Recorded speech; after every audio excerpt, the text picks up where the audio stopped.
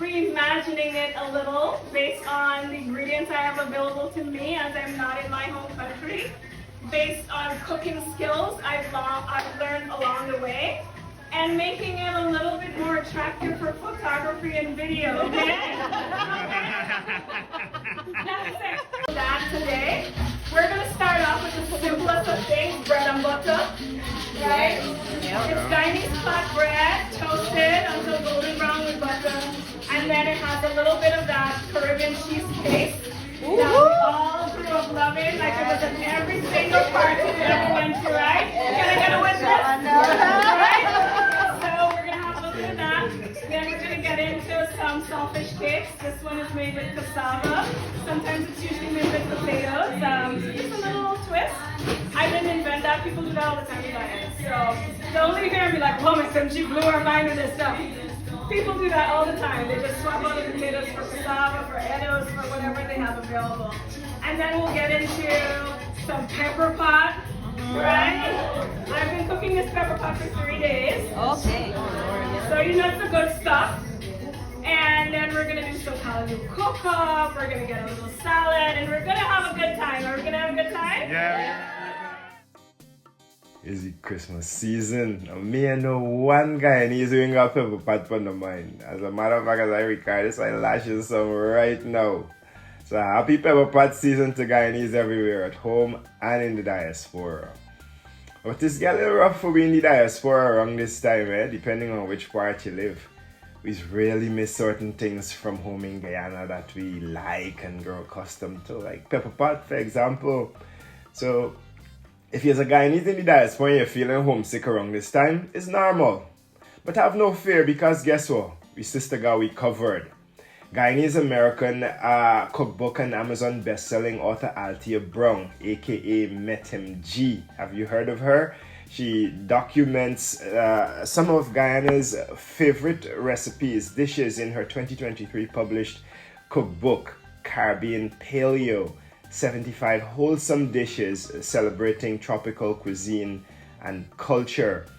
The book features a collection of traditional family recipes, some of which are adapted to offer grain-free or what is referred to as the paleo options. And earlier in the season, MetMG, currently operating out of Denver, Colorado, gave fans and followers an opportunity to taste Shahan when she collaborated with Cane, a Caribbean street food restaurant here in Washington, D.C., and hosted Caribbean Brunch, featuring an all-Guyanese cuisine menu. Althea listed some of the delicacies earlier, some of which included a scrumptious plantain quiche, and the main course was a nice callaloo cook-up rice with loud pumpkin in it. And for dessert, Althea did not disappoint. It was a real black cake lover's favorite, a rich black cake, which was clearly pre-soaked beforehand. And we washed it down with a shot and a half or so of 12-year-old Eldorado rum. A wonderful event of Guyanese cuisine. But anyway, if at the brunch I didn't make myself fast and sneak a little gaff in with Althea, I would name Guyana Tapestry, right? So hopefully the little gaff warms your heart as it did mine, and as the Eldorado is doing for some of the folks during this season. Take a look at Althea and I conversation. So I've been blogging for a while, just sharing recipes on my online platform. In 2023, I wrote a cookbook called Caribbean Paleo, as you mentioned. Yes. It is a different type of Guyanese cookbook. Yes. All of the recipes are gluten, grain, and dairy-free because I am gluten, grain, and dairy-free in my everyday life.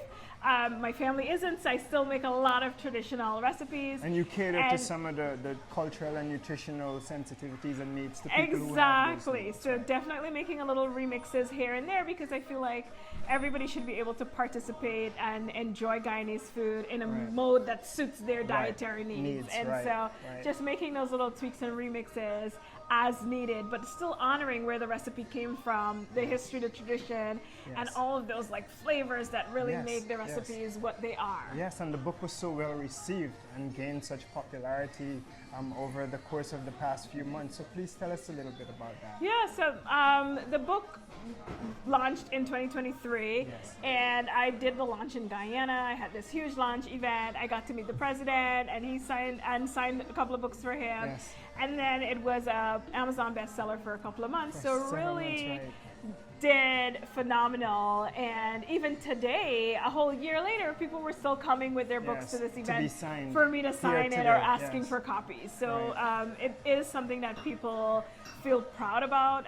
A lot of people have said to me they really felt like it was a piece of home that they wanted to own. Yes, yes. And so from my own experience following you and having the opportunity to come today and experience and taste some of the food I see you making all the time,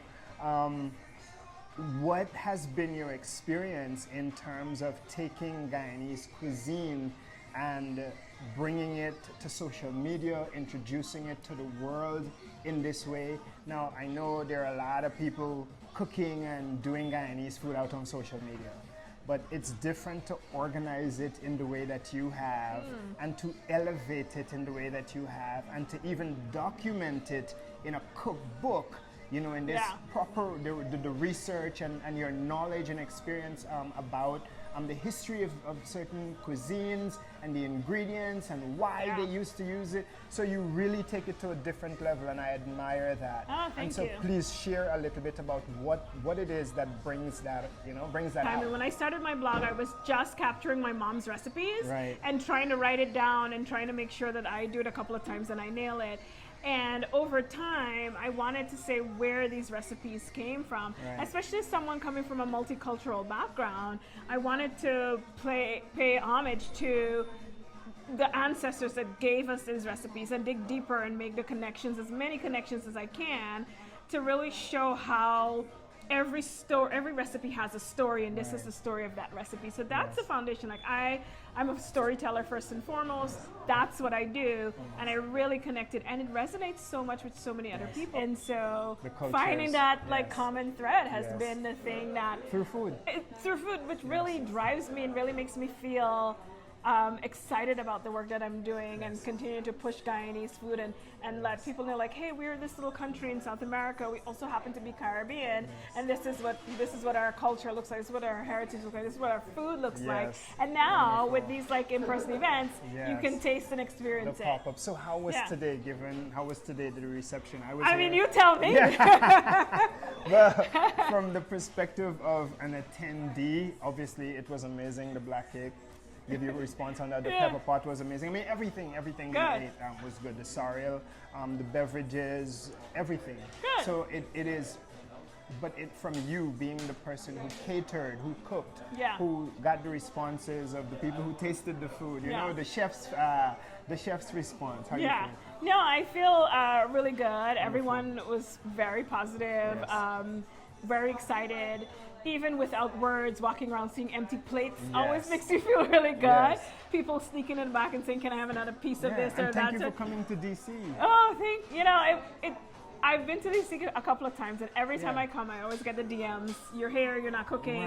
What's happening? So I'm really glad that I was able to do it and make this work and commune with my community, like actually sit down and fellowship with you guys. Exactly. Break bread. I'm Althea Brown. A lot of you know me from my online platform, metamg.com, where I share stories of my childhood, recipes from my childhood, a lot of them from my grandmothers. One grandmother Indo-Guyanese, one grandmother Afro-Guyanese, coming together to share this beautiful tapestry that is Guyana. Culinary, right? You're indeed, yeah. And so I today had this brunch celebrating some of the dishes from my childhood. an opportunity for me to meet followers, people who are excited about Guyanese food, and to just share in that joy. Yes, and it was a good experience. And so, is this something that a new direction you're going? Are you going to be doing more of these? I don't know. For other Guyanese and folks who might be following you? I don't want to make any promises because people will hold me to it. Right. I hope to come to other cities and do it. Yes. There's a lot of logistics, there's a lot of things. I'm a team of one, as many of you know. So just trying to figure that out and getting that stuff done.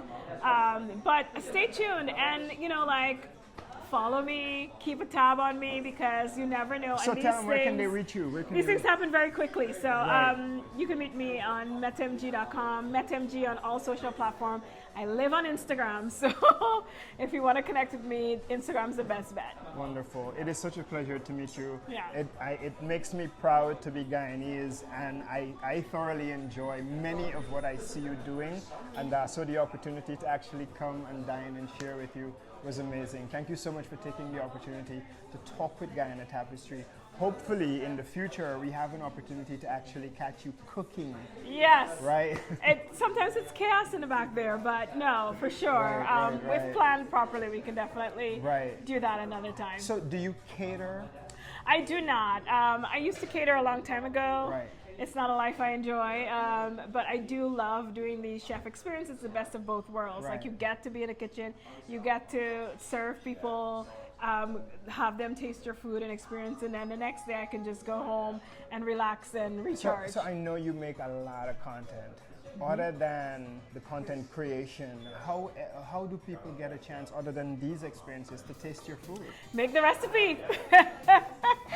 The recipe's right there. If you make the recipe, you'll taste exactly what I'm cooking. So I see. That's your way of sharing. That's my way of sharing. So is there a restaurant coming sometime in the works? I hope from your lips to God's ears. But yeah, TBD. Yeah. Wonderful, wonderful. Thank you so much, Althea. Thank you so much for representing Guyana and for elevating the food and spreading the culture and our love and warmth through food and these culinary experiences. Yeah, thank you so much for being here and for capturing some of the moments for me. Awesome. It was an absolute pleasure. Wonderful.